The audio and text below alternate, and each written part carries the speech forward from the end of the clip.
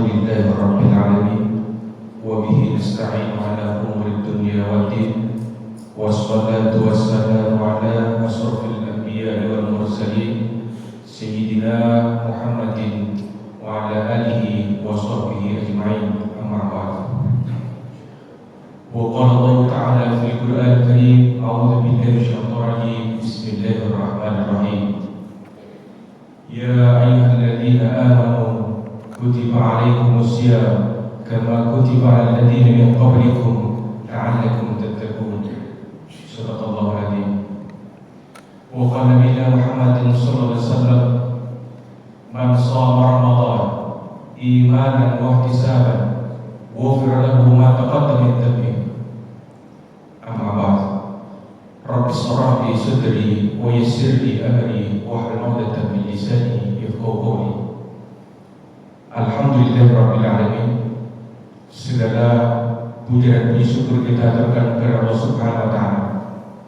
Ma'asyiral muslimin rahimakumullah. Yang sangat saya hormati para ulama, para sepuh, para ustaz, bapak-bapak, ibu-ibu, kakak-kakak dan adik-adik sekalian. Alhamdulillah, pada kesempatan kali ini kita akan menyampaikan sebuah tema tentang hukum Islam dan asasi manusia. Bapak-bapak, ibu sekalian, seperti yang kita ketahui bersama bahwa hukum Islam atau syariat seperti yang kita sering dengar, bahkan sejak kita sekolah di madrasah ibtidaiyah barangkali, dan sehingga kita kuliah dan sebagainya, bahwa secara harfiah syariat berarti al-mawad wa tahta minal ma, jalan menuju sumber air, atau dalam bahasa yang berbeda mungkin dapat disebut asyari ilal ma, jalan menuju sumber air, atau mungkin at-tariq ilal ma, jalan menuju sumber air. Maka syariat seperti yang kita kenal berasal dari kata syara, yang berarti menerangkan, menjelaskan sesuatu, ataupun al-qadha yang berarti keputusan, al-qadi hakim misalnya yang kita ketahui. Ma'asyiral muslimin rahimakumullah.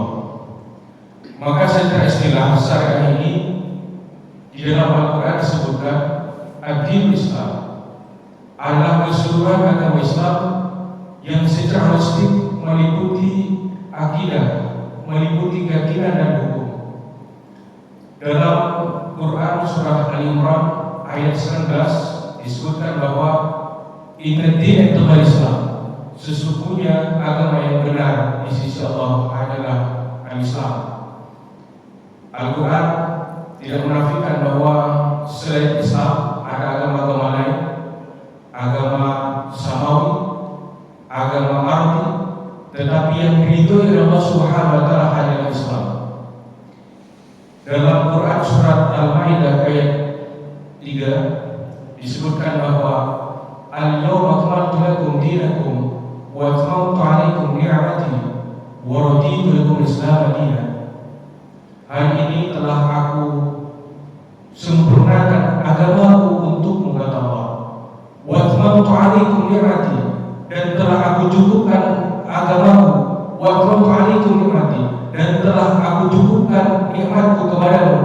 Wa raditu lakum al-Islam dinan, dan telah aku ridhai Islam sebagai agama bagimu. Ma'asyiral muslimin rahimakumullah. Saat-saat Rasul menyampaikan ayat ini di hadapan para sahabat, kemudian tiba-tiba Abu Bakar menangis. Syekh Abu Bakar kemudian tiba-tiba menangis. Lalu ada sahabat yang bertanya, "Wahai Syekh, kenapa panjenengan itu menangis?" Lalu Syekh Abu Bakar menyampaikan bahwa hari ini telah Allah sempurnakan agama kita, dan insya Allah tidak lama lagi Rasul akan ditarik oleh Allah Subhanahu wa taala, akan diwafatkan oleh Allah Subhanahu wa taala. Maka kemudian tidak lama Rasul menyampaikan sebuah hadis, taraktu fiikum amrayn lan tadillu abadan ma in tamassaktum bihima kitab Allah wa sunnah Rasul. Taraktu fiikum amrayn, aku tinggalkan dua perkara, lan tadillu abadan, kalian tidak akan tersesat selama-lamanya, ma in tamassaktum bihima, ketika kalian semua berpegang teguh kepada keduanya, kitab Allah, keduanya adalah kitab Allah, wa sunnah Rasul, dan sunnah Nabi Muhammad SAW. Ma'asyiral muslimin rahimakumullah, Al-Quran seperti mana kita ketahui, Al-Quran huwa kalam Allah alladzi nuzila ala Nabi Muhammad SAW biwasitati Jibril wa qira'ati Ibrahim. Al-Quran sebagaimana kita ketahui bahwa adalah firman Allah Subhanahu wa taala yang diturunkan kepada Nabi Muhammad SAW, dan membacanya adalah ibadah.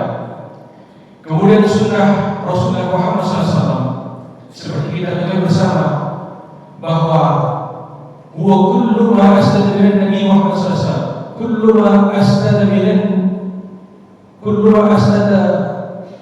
Nabi Muhammad SAW, semua yang disandarkan kepada Nabi Muhammad SAW, min qaulin, daripada perkataan Nabi, au fi'lin, ataupun perbuatan Nabi, au taqririn min Rasulullah Muhammad SAW, ataupun persetujuan Nabi Muhammad SAW. Ma'asyiral muslimin rahimakumullah, kalaulah qaul, perkataan Nabi sering kita dengar, kalaulah perbuatan Nabi sering kita lihat, tetapi takrir Rasulullah Muhammad SAW, persetujuan daripada Nabi Muhammad SAW mungkin jarang kita dengar, tetapi sering kita dengar di masjid-masjid. Bahwa ma'asyiral muslimin rahimakumullah, bagaimana contohnya daripada persetujuan Nabi Muhammad SAW? Karena takrir ini tidak pernah diucapkan oleh Nabi, tak pernah diucapkan oleh Nabi, tak pernah dilaksanakan oleh Nabi, tetapi dilakukan oleh sahabat. Contohnya bagaimana? Di saat Nabi masih hidup, sahabat-sahabat Nabi Muhammad SAW, sahabat-sahabat Nabi Muhammad SAW memuji Nabi Muhammad SAW. Kemudian Rasul tak menegurnya, pertanda bahwa Rasul menyetujui bahwa pujian-pujian daripada sahabat-sahabat radhiyallahu anhum ajma'in. Ya Nabi, salam alaika, misalnya, wahai Nabi, salam kesejahteraan bagimu. Ma'asyiral muslimin rahimakumullah, untuk mengikat waktu, kita akan melanjutkan tentang maqasid syariah, tentang maksud tujuan daripada syariat. Menurut Syekh Imam Asy-Syafi'i, bahwa maqasid syariah, tujuan daripada syariah ada 5 hal. Pertama, hifdzu ad-din, menjaga agama. Kemudian hifdzu an-nafs, menjaga jiwa. Hifdzul aql, menjaga akal. Hifdzul an-nasl, menjaga keturunan.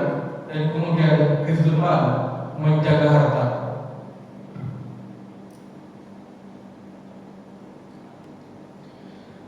Ma'asyiral muslimin rahimakumullah,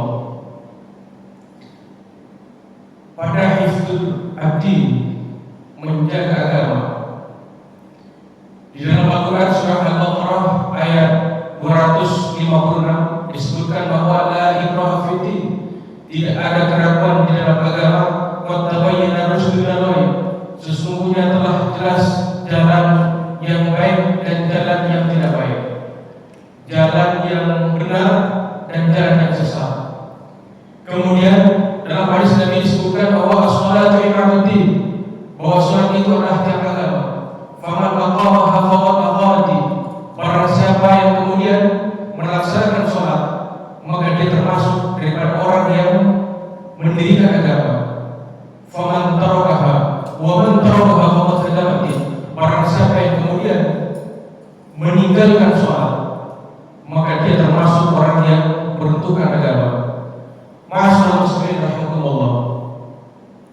Orang-orang yang senantiasa menjaga sholatnya, orang-orang yang senantiasa menjaga sholatnya, begitu adzan diadzankan, lalu dia berkemas menuju masjid, atau bahkan sebelum adzan diadzankan dia telah datang ke masjid, maka pada masa nanti mereka-mereka ini akan melewati shiratal mustaqim dengan secepat kilat. Ma'asyiral muslimin rahimakumullah.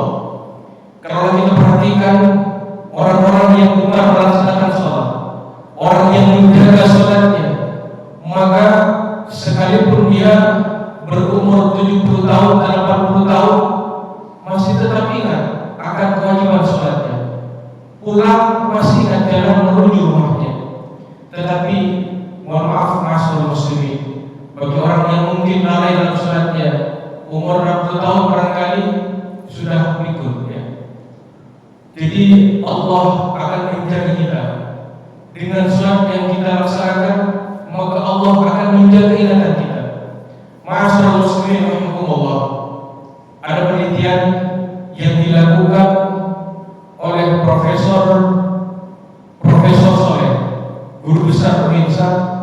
Dalam disertasinya beliau meneliti tentang keterkaitan sholat tahajud terhadap terapi segala macam penyakit. Maka Profesor ini begitu menulis disertasinya, meneliti terhadap santri-santri yang ada di Surabaya, meneliti terhadap santri-santri yang kemudian melaksanakan sholat tahajud. Setiap hari begitu selesai melaksanakan sholat tahajud, diambil darahnya, dilihat di mikroskop setiap hari sampai beberapa hari, kemudian diamati. Jadi ma'asyiral muslimin rahimakumullah, darahnya santri yang melaksanakan sholat tahajud ini, yang kemudian istiqomah senantiasa setiap hari melaksanakan sholat tahajud, maka darahnya ma'asyiral muslimin rahimakumullah, darahnya senantiasa meningkat semakin lebih baik. Falyasdad, maka darahnya ini semakin baik. Maka dalam disertasinya kemudian menyimpulkan bahwa orang yang melaksanakan sholat tahajud, imunitasnya akan semakin membaik, kesehatannya juga pun semakin membaik. Oleh karenanya ma'asyiral muslimin rahimakumullah, begitu kita melaksanakan sholat tahajud, begitu kita semua melaksanakan sholat tahajud, sebaik-baiknya apapun problema kita, barangkali kita ada problema kesehatan, kita sampaikan kepada Allah Subhanahu wa taala. Barangkali kita punya problem lain, kita sampaikan kepada Allah Subhanahu wa taala. Khususnya begitu kita sujud di hadapan Allah, karena saat-saat sujud kita di hadapan Allah adalah saat-saat di mana kita semua paling dekat dengan Allah Subhanahu wa taala. Ma'asyiral muslimin rahimakumullah. Kemudian yang kedua, hifdzan nafs, menjaga jiwa.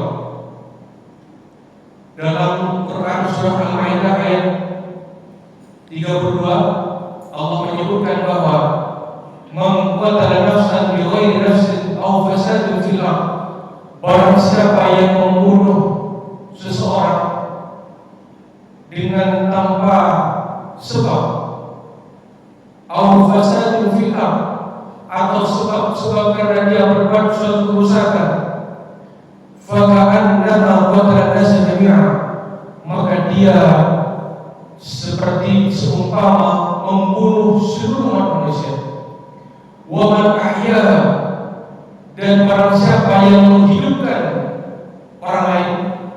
Kita memerintahkan pada bulan puasa ini di masjid, banyak ataupun sedikit, faka'annama ahyan nas jami'a, maka dia seumpama menghidupkan seluruh umat manusia. Ma'asyiral muslimin rahimakumullah. Kemudian hifdzul aql, menjaga akal.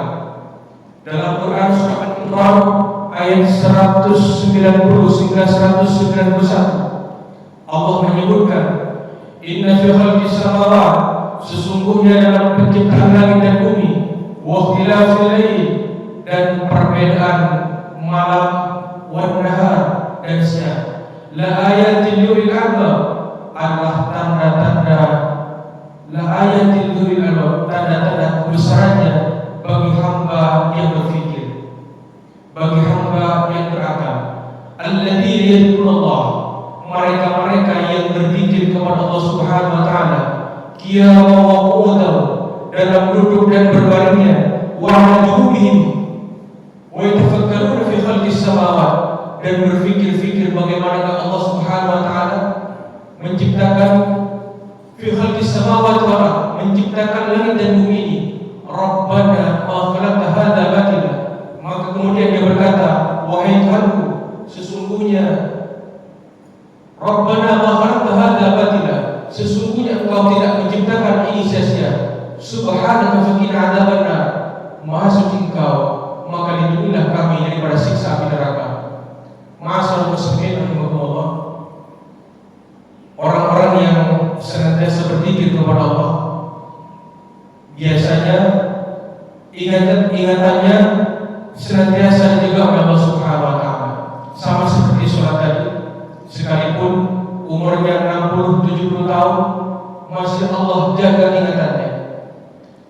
Kemudian pada surat An-Nisa, pada kisah Quran surat An-Nisa ayat 43, ya ayyuhalladzina amanu la taqrabus shalah wa antum sukara, wahai orang-orang yang beriman, la taqrabus shalah, janganlah engkau mendekati salat, wa antum sukara, padahal kalian sedang mabuk, hatta ta'lamu ma taqulun, sehingga kalian sadar, sehingga kalian memahami apa yang kamu katakan, wala nujub wala junuban, dan janganlah kalian mendekati masjid saat-saat kita junub, ya, illa abiri sabilin, kecuali kita hanya sekedar lewat di sampingnya, ada tautasim, sehingga kita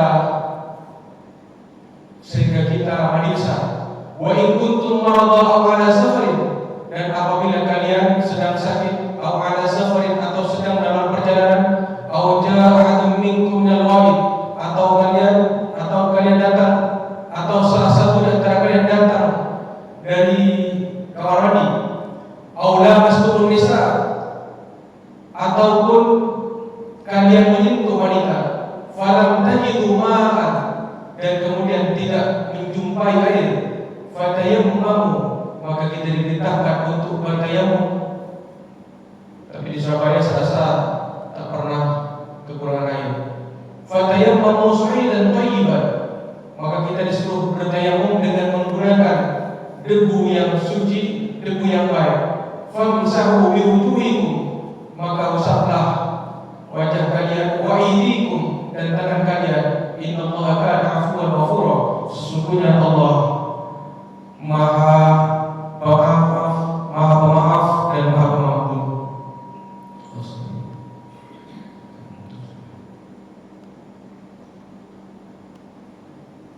Baik, Bapak-bapak, Ibu sekalian, kemudian tujuan syariat yang keempat adalah hifdzun nafs, menjaga keturunan. Pada Quran surah An-Nur ayat 2 disebutkan bahwa az-zaniyatu waz-zani, az-zaniyatu waz-zani fajlidu kulla wahidin minhuma mi'ata jaldah, berzina perempuan dan ataupun berzina laki-laki, fajlidu kulla wahidin minhuma mi'ata jaldah, maka pejutlah, sebatlah, mi'ata jaldah, 100 kali sebatang. Wala ta'khudhukum bihima ra'fatun fi dinillah, dan janganlah kalian semua menaruh empati, menaruh rasa kasihan kepada keduanya, fi dinillah dalam menjalankan perintah Allah. In kuntum tu'minuna billah, jika kalian semua beriman kepada Allah Subhanahu wa taala wal yaumil akhir dan hari akhirat. Wal yashhad 'adzabahuma ta'ifatan minal mu'minin, dan persaksikanlah sebatas itu, maksudnya pada di hadapan orang-orang banyak, di hadapan orang-orang mukmin. Ma'asyiral muslimin rahimakumullah, ada penelitian di barat. Saat saya kuliah dulu di Malaysia, dosen saya cerita bahwa ayat ini pernah diadakan penelitian oleh ilmuwan barat, bahwa kemudian kenapa Al-Quran mengatakan perlu diadakan 100 Jumatan, maka telah diambil sampel contoh daripada orang-orang dari orang yang kemudian melakukan hal tersebut, dipejutlah 10 kali. Karena begitu diamati, dilihat darahnya di Mesrus, diambil sampel darahnya, dilihat di Mesrus, itu terdapat virus-virus, banyak virus-virus. Begitu melakukan zina ini, maka begitu disebar 10 kali, berkuranglah virus-virus itu. Disebar kemudian 20 kali, berkuranglah virus-virusnya. Disebar sehingga 100 kali, maka virusnya menjadi nol, tidak ada sama sekali. Maka benar apa yang dikatakan oleh Al-Quran bahwa perlu diadakan sebanyak 100 kali. Maka kemudian yang meneliti ini, saintis yang kemudian meneliti ini, dia kemudian masuk Islam, menjadi mualaf. Ma'asyiral muslimin rahimakumullah, mohon maaf, bukan untuk menyebutkan aib, bukan, tetapi sebagai contoh. Di dalam Al-Quran, kalau sebagai contoh diperbolehkan. Contohnya kita menyebut nama Fir'aun misalnya, untuk pelajaran bagi kita generasi setelahnya. Ma'asyiral muslimin rahimakumullah, di tahun 1977 hiduplah seorang gadis putri raja, princess, kalau tidak salah namanya Michelle binti Fahd bin Muhammad bin Abdul Aziz Al-Saud. Jadi beliau waktu itu umur sekitar 19 tahun, baru saja kuliah di Lebanon. Maka kemudian beliau ini berjumpa dengan seorang pria tampan namanya Khalid. Lalu berpacaranlah kedua sepasang kekasih. Lalu kemudian ternyata keluarga Michelle tadi, beliau punya rencana lain, ingin menjodohkan dengan sesama bangsawan. Tetapi kemudian Michelle Al-Amirah tak setuju dengan apa yang kemudian ditetapkan oleh keluarganya. Maka kemudian singkat cerita, beliau ini membuat skenario untuk seolah-olah dia bunuh diri. Maka kemudian dicari, jasanya tidak ada karena beliau masih hidup. Maka kemudian beliau ingin melarikan diri dari Saudi itu, kemudian menyamar sebagai seorang laki-laki. Dan kemudian kenapa? Karena di Saudi itu sejak dulu itu sudah canggih, tidak hanya sekarang, bapak-bapak ibu sekalian. Begitu ditangkap kemudian diadili. Jadi singkat cerita, beliau ini mau dihukum mati. Ma'asyiral muslimin rahimakumullah, mungkin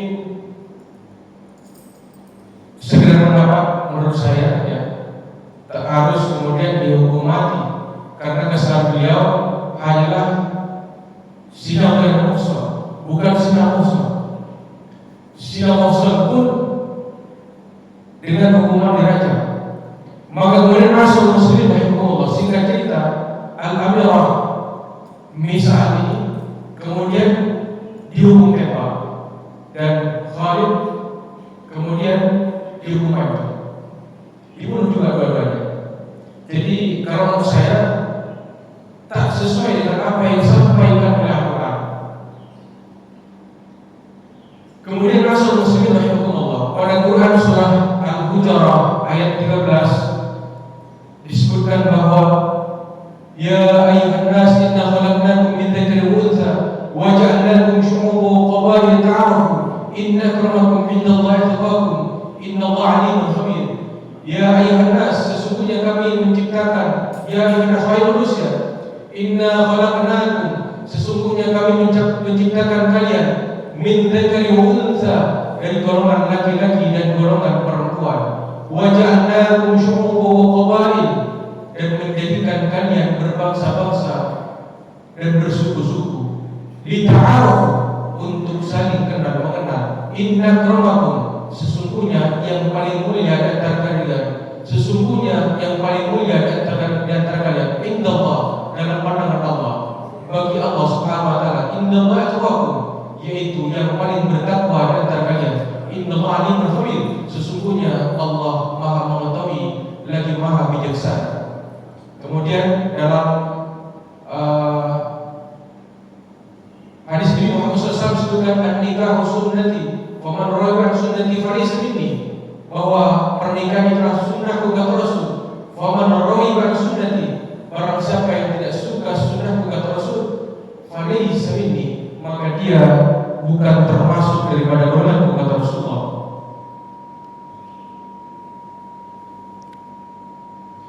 Kemudian Ma'asyiral muslimin rahimakumullah,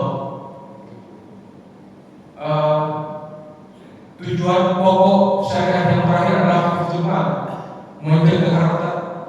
Pada Quran surah Al-Baqarah ayat 185 disebutkan bahwa wa la ta'kulu amwalakum bainakum bil batil, janganlah kalian memakan harta di antara kalian dengan cara batil. Wa tudlu biha ilal hukam, dan memberikan sesuatu kepada hakim, litakulu fariqam min amwalin nas, maksudnya seperti misalnya menyebut litakulu fariqam min amwalin nas, untuk memakan daripada sebagian harta manusia, bil ismi, dengan cara dosa, wa antum ta'lamun, sedangkan kalian mengetahui.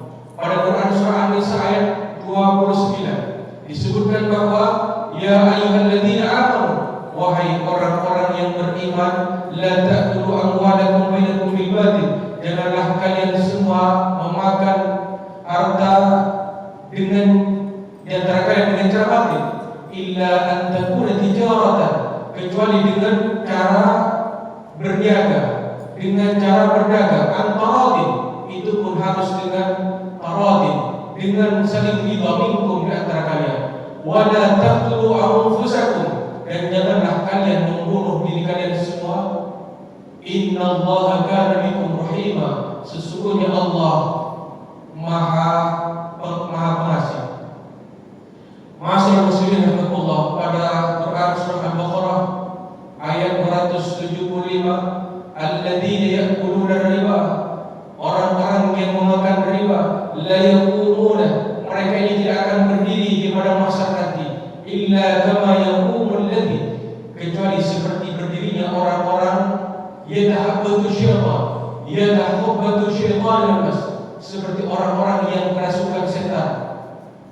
Dzalika bi annahum qalu, karena mereka ketika di dunia berkata, innamal bay'u mithlur riba, sesungguhnya jual beli itu sama halnya dengan riba. Wa halallahu al-bay', padahal Allah telah menghalalkan jual beli, wa harrama riba, dan mengharamkan riba. Faman ja'ahu mau'izatun min rabbih, barang siapa yang faman ja'ahu, maka apabila datang kepada mereka, apabila telah datang kepadanya mau'izatun min rabbih, peringatan ataupun pelajaran daripada Tuhannya, fantaha falahu masa, maka kemudian diberhenti, fantaha, maka kemudian diberhenti, falahu masa, maka yang ia pertanggungjawabkan apa yang telah lalu. Wa amruhu ila Allah, dan segala urusan itu kepada Allah Subhanahu wa taala. Wa man 'ada fa ulaika ashabun nar, tetapi barang siapa yang kemudian kembali bertransaksi dengan riba, fa ulaika ashabun nar, maka mereka ini adalah penghuni neraka. Hum fiha khalidun, dan kekal di dalamnya. Ma'asyiral muslimin rahimakumullah, berbicara sedikit tentang hifdzul mal, khususnya tentang riba ini. Kata Rasul, ar-riba salah satu wasab'una baban. Riba itu terdapat salah satu wasab'una baban. Ar-riba salah satu wasab'una baban, 73 pintu. Aisyah paling ringannya mislu ayyan karrajulumu, paling ringannya dosa riba itu seperti memperkosa ibu kandungnya sendiri. Nauzubillah. Jadi ma'asyiral muslimin rahimakumullah, barangkali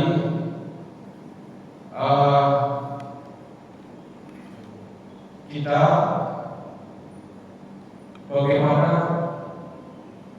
berupaya untuk tidak ada transaksi dengan riba ini. Saya sendiri, kalau bagi saya memang ada yang kemudian lewat BSI, ada yang kemudian konvensional. Jadi biar tidak berbunga, biasanya saya taruh di BSI. Ada namanya Alwani. Jadi produk itu kemudian tidak pernah berbunga, biar tidak berbunga.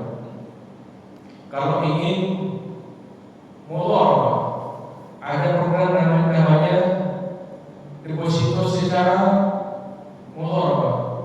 Di situ berbunga barangkali, tapi bukan bunga ya, bukan bunga, bagasi. Ma'asyiral muslimin rahimakumullah, berbicara tentang fikih, kalau kita berbicara tentang hukum Islam tidak berbicara fikih agaknya kurang seret begitu. Maka seperti kita ketahui bahwa fikih ini adalah motifnya al-ilm, al-fahm. Al-fiqh wa al-ilmu bi al-ahkam al-syar'iyyah, al-amaliyah, al-furu'iyyah, al-mustanbatah min adillah tafsiriyah. Fikih itu adalah ilmu bi al-ahkam al-syar'iyyah yang berkaitan dengan hukum-hukum syariah, al-amaliyah yang bersifat praktis, al-furu'iyyah yang memiliki cabang al-mustanbatah, dari cabang yang digali min adillah tafsiriyah, daripada dalil-dalil yang terperinci. Jadi proses penggalian hukum, al-istinbatul hukmi, proses penggalian hukum atau sumber-sumber hukum min adillah tafsiriyah, daripada dalil-dalil yang terperinci. Di dalam hadis Nabi disebutkan, mayyidillah bi khairan yufaqihu fiddin. Barang siapa yang Allah kehendaki suatu kebaikan baginya, barang siapa yang Allah kehendaki kebaikan darinya, yufaqihu fiddin, maka Allah akan memberikan kepahaman baginya dalam memahami agama. Di dalam Quran surah Hud ayat 91 disebutkan, qalu, mereka berkata, ya Syuaib, wahai Nabi Syuaib, ma nafqahu katsiran mimma taqul, kami tidak memahami banyak apa yang kamu katakan. Kemudian pada Quran surah Al-Isra ayat 44, tusabbihu lahu samawati sab'u, tusabbihu lahu samawati sab'u wal ardu wa fihi, bahwa bertasbihlah apa yang di langit yang ketujuh langit, tusabbihu lahu samawati sab'u wal ardu wa fihi, wal ard, dan apa yang ada di bumi, wa mawfin, dan apa yang ada di dalamnya. Langit yang ketujuh ini seperti kita ketahui, langit pertama dihuni oleh Nabi Adam, langit yang kedua dihuni oleh Nabi Yahya, langit yang ketiga dihuni oleh Nabi Isa, langit yang keempat dihuni oleh Nabi Yusuf, kemudian langit yang kelima dihuni oleh Nabi Idris, kemudian langit yang keenam dihuni oleh Nabi Musa dan Nabi Harun, kemudian langit yang ketujuh dihuni oleh Nabi Ibrahim. Wal ard, dan bumi pun berzikir kepada Allah Subhanahu wa taala. Wa man fihi, dan apa yang ada di dalam bumi, batu-batuan, pohon-pepohonan, gunung-gunung, air lautan dan lain sebagainya berzikir kepada Allah Subhanahu wa taala. Wa in min syai'in illa yusabbihu bihamdi, dan tiada sesuatu pun kecuali bertasbih. Mereka bertasbih bihamdihi, dengan memuji Tuhannya, dengan memuji Allah Subhanahu wa taala. Walakin, tetapi kata Allah Subhanahu wa taala, la tafqahuna, kalian semua tidak memahami tasbihahum, zikir mereka. Innahu kana haliman ghafura, sesungguhnya Allah Maha Penyantun, Allah Maha Penyantun lagi Maha Penyayang, lagi Maha Pemaaf.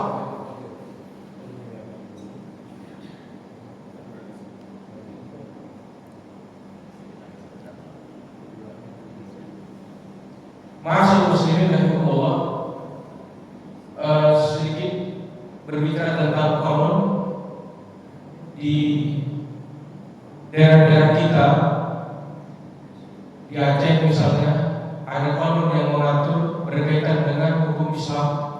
Konon nomor 11 tahun 2011, konon yang mengatur tentang penegakan syariat. Kemudian konon nomor 12 mengatur tentang larangan khamar. Konon nomor 13 mengatur tentang larangan maisir. Konon nomor 14 mengatur tentang larangan khalwat. Jadi memang telah ada otonomi daerah sejak beberapa tahun yang lalu, dan saya rasa sudah cukup lama. Di Pamekasan itu ada namanya gerbang Islam, suatu perda syariah yang kemudian mewajibkan bagi siswa SMU, SMA, SMK untuk memakai jilbab, tetapi tidak menimbulkan masalah. Tetapi begitu di Sumatera diterapkan, ada sekolah negeri menerapkan tentang hal ini, itu masalah, karena tidak semua beragama Islam.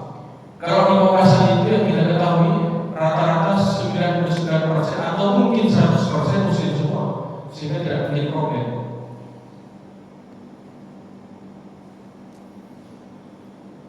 Baik, ma'asyiral muslimin rahimakumullah, barangkali ada pertanyaan karena waktu kita sudah mungkin ada pertanyaan.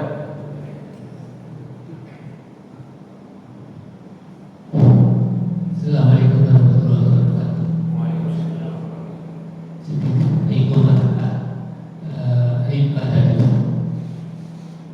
Saya pernah bacaan itu bahwa kalau kita nyimpan emas itu, umpamanya sekarang harga 1 juta, sekian tahun lagi harga jadi naik, itu lebihnya itu riba katanya, dimasuk. Lebihnya itu disebut riba, betul. Kalau plusnya kalau menabung, Ya, emas. oh, Nah, emas. oh, Emas cadangan. iya, baik. Maksudnya pertanyaannya, kalau kita menabung emas batangan beli 1 juta misalnya, Nanti dijual lagi kan? 10 tahun mendatang jadi 2 juta misalnya, begitu maksudnya. Iya. Jadi kalau emas beda. Kalau kita membeli emas, menabung emas, ya beda. Menabung emas, kita beli emas batangan 1 gram misalnya. Tiap bulan kita menabung emas 1 gram misalnya. Sudah berpuluh-puluh tahun, sudah 10 tahun mungkin dapat 100 gram. Jadi anggaplah misalnya tadi dijodohkan 1 gram emas yang harganya awalnya 500.000, 10 tahun kemudian harga emas menjadi 2 juta misalnya. Nah, ini tidak dianggap riba karena yang nabungnya dalam bentuk emas, bukan berbentuk uang. Tetapi kalau berbentuk uang, di antara para ulama terjadi selisih pendapat. Ada yang mengatakan kemudian kalau itu kemudian dipersamakan dengan riba, maka jelas itu hukumnya adalah haram. Tetapi begitu tidak dipersamakan dengan riba, maka ada yang kemudian membolehkan dengan asumsi bahwa kalau ini disamakan dengan riba, maka jelas adalah hukumnya haram. Tetapi kemudian kalau misalnya dengan dalil-dalil fikih, dengan asumsi bahwa setiap tahun nilai intrinsik, nilai yang terdapat dalam mata uang itu mengalami penurunan, sehingga kemudian dianggap bahwa tambahan itu bukan siaga, bukan kemudian riba. Tetapi bagaimanapun Bapak Ibu sekalian, kita lebih baik, kalau menurut saya, kita lebih preventif, lebih melakukan suatu langkah-langkah yang sekiranya lebih hati-hati terhadap kita semua. Maksudnya, kalau kita menabung, barangkali sebaik-baiknya kita menabung di bank syariah biar tidak berbunga. Tetapi kalau misalnya kita ingin aman karena nilai uang kita senantiasa menyusut berkurang, maka lebih baik kita menabungnya dalam bentuk emas. Ya, seperti yang disampaikan oleh Bapak tadi, sebaik-baiknya kita menabung dalam bentuk emas, karena tidak akan terjadi inflasi, nilainya harganya senantiasa naik, dan itu bukan riba. Baik, mungkin ada pertanyaan lainnya.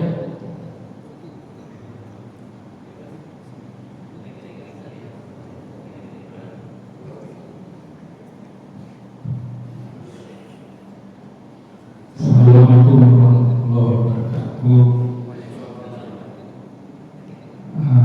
Tadi ada, kalau nggak salah, menjaga lima hal ya.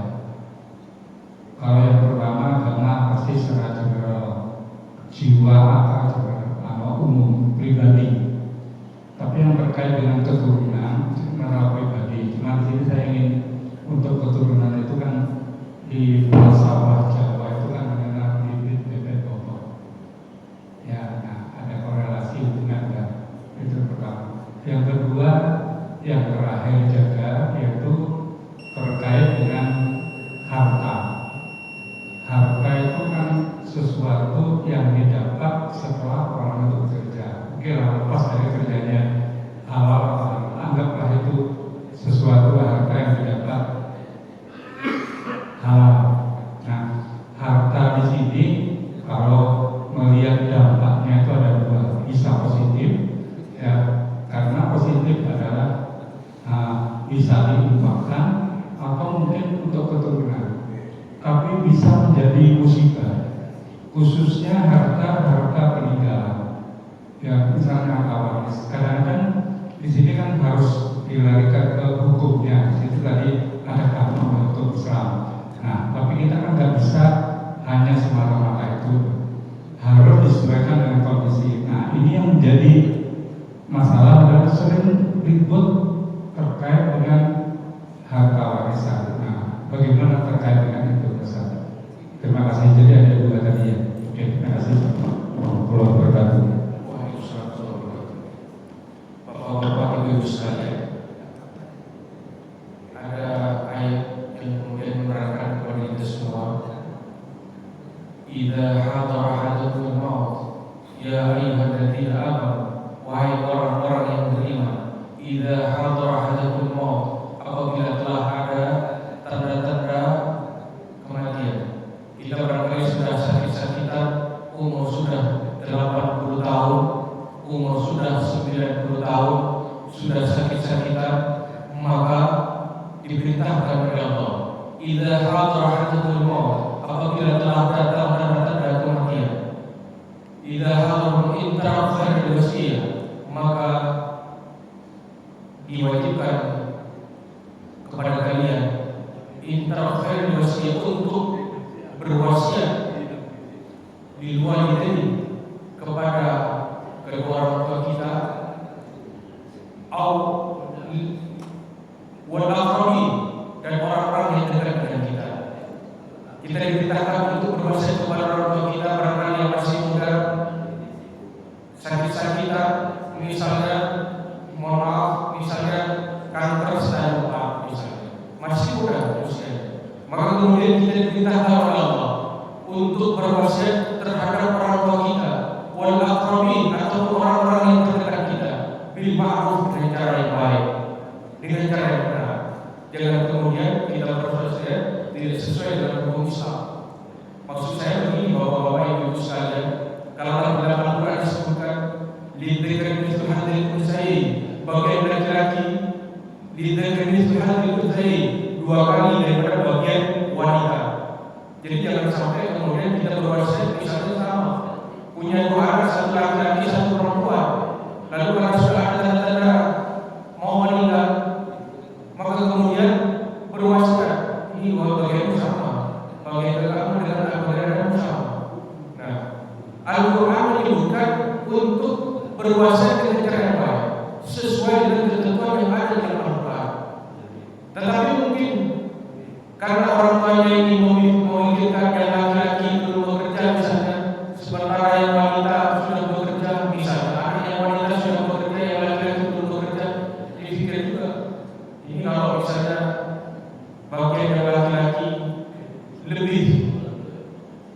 lebih banyak misalnya. Tapi bagaimana dengan cara yang baik dipertimbangkan sekiranya wasiat itu tidak menimbulkan problem.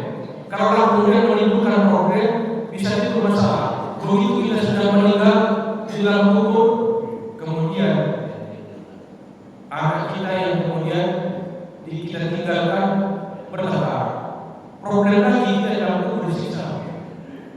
Jadi masalah muslim rahimahullah, kadang ketika kita perhatikan banyak kasus orang tua atau anak di antara anak-anaknya berselisih kemudian mengadili pengadilan. Jadi masalah muslim rahimahullah, maka sebaik-baiknya ketika kita berwasiat dengan cara yang ma'ruf, dengan cara yang baik. Tetapi saudara bapak-bapak ibu sekalian, begitu yang mudah-mudahan tidak pernah kita terjadi permasalahan atau problem berkaitan dengan warisan yang barangkali akan ditinggalkan oleh kita semua. Tetapi biasanya kadang timbul masalah. Dan kalaulah permasalahan itu ya, di antara kita kalau orang Islam, begitu kita terjadi problem, biasanya mengadukan ke pengadilan agama.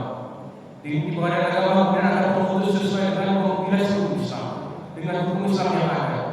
Pembagiannya sesuai dengan ketentuan yang ada dalam hukum waris yang merujuk kepada Al-Quran dan As-Sunnah, yang merujuk kepada Al-Quran dan Hadis. Tetapi kemudian kalau misalnya dalam Al-Quran, la yajuzul qatil maqtulah, mohon maaf, di dalam hadis ini disebutkan tidak mewarisi seorang pembunuh terhadap yang dibunuh, ataupun sebaliknya. Ada di dalam hadis yang lain disebutkan bahwa la yajuzul muslim al-kafir wal kafir muslim. Nauzubillah. Jadi tidak mewarisi seorang muslim terhadap orang kafir. Maksudnya begini, orang tua muslim anaknya kemudian kadang karena misalnya misalnya dia berbaca dengan orang yang non muslim, maka kemudian masuk non muslim juga. Maka kemudian kalaulah sengketa itu kemudian diajukan ke pengadilan agama, maka tentu praktis anak itu tidak mendapatkan warisan dari orang tuanya.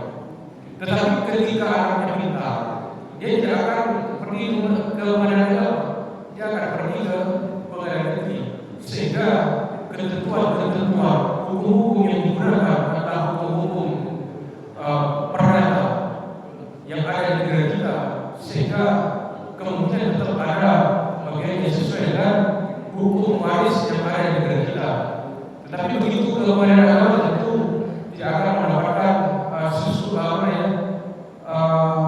warisan sesuai dengan apa yang ada dalam Al-Quran. Baik, mungkin ada pertanyaan lainnya.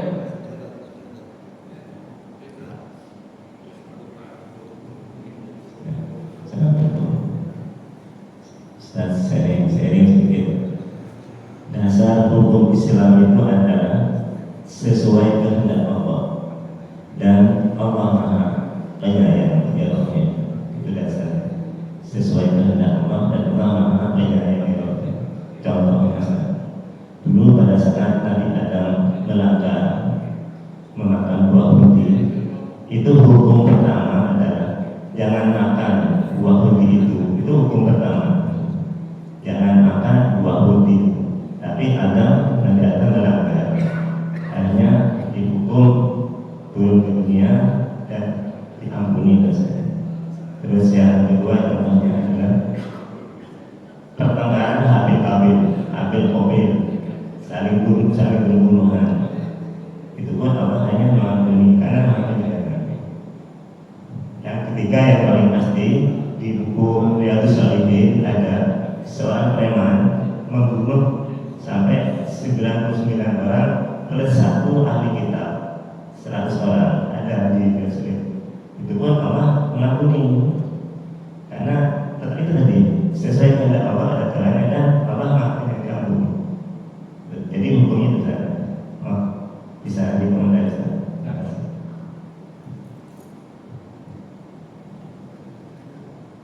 Terima kasih Bapak telah memberikan pencerahan kepada kita bahwa memang Allah Maha Penyayang, Allah Maha Pengampun, Allah Maha Segala-galanya. Allah sayang terhadap diri kita, semua makhluk yang diciptakan oleh Allah sangat disayangi dan dikasih oleh Allah Subhanahu wa Ta'ala. Semua dikasih oleh Allah Subhanahu wa Ta'ala. Yang penting adalah ridho Allah Subhanahu wa Ta'ala. Yang penting adalah ridha dari Allah Subhanahu wa Ta'ala. Yang penting, yang terpenting juga adalah di samping dari Allah Subhanahu wa Ta'ala adalah husnul khatimah. Di akhir-akhir hayat kita, di akhir-akhir kehidupan kita, adalah bagaimana kita meninggal dalam keadaan berkhatimah. Itu yang paling penting. Masyarakat muslimin rahmatullah, seperti yang disampaikan oleh Bapak tadi, ada kemudian orang membunuh, ada kemudian berzina, ada seorang berzina kemudian masuk surga, ada seorang dia raju kemudian Allah takdirkan masuk surga karena itu Allah, kasih sayang Allah. Jadi kalau kita pikir memang tak semestinya kita yang rajin berpuasa, yang kemudian rajin sholat, rajin berzakat, kemudian tak semestinya kita masuk surga. Hanya ikhtiar. Tapi insya Allah, masyarakat muslimin rahmatullah, di dalam hadis Nabi Muhammad SAW, man shoma Ramadan imanan wa ihtisaban ghufira lahu ma taqaddama min dhanbihi. Man shoma Ramadan, barang siapa yang berpuasa dalam Ramadan imanan wa ihtisaban, karena keimanan dan mengharapkan pahala dari Allah Subhanahu wa Ta'ala, ghufira lahu ma taqaddama min dhanbihi, maka Allah akan memaafkan, maka Allah akan mengampuni dosa-dosa yang telah lalu. Di dalam dosa yang lain disebutkan, man qama Ramadan, barang siapa yang menghidupkan Ramadan, pagi berpuasa, membaca Quran, malam sholat tarawih, malam sholat tahajud, siang berpuasa, malam membaca Quran, malam bersahur. Kemudian Allah akan mengampuni dosa-dosa. Artinya apabila kita telah sampai finish 30 hari selama 1 bulan penuh berpuasa, lalu kemudian Allah itu terhadap kita, maka Allah akan menghapus kedua dosa-dosa kita yang lalu. Maka kita kembali fitrah, maka kita catatan yang tidak baik, amal-amal yang tidak baik dihapus oleh Allah Subhanahu wa Ta'ala. Dan kemudian seperti yang disampaikan oleh Bapak tadi, Allah ridha dan kemudian Allah memasukkan dia sebagai ahli surga, menggolongkan dia sebagai ahli surga. Barangkali demikian apa yang dapat kita sampaikan pada kesempatan kali. Kurang lebihnya kita mohon maaf. Wabillahi taufiq wal hidayah. Wassalamualaikum warahmatullahi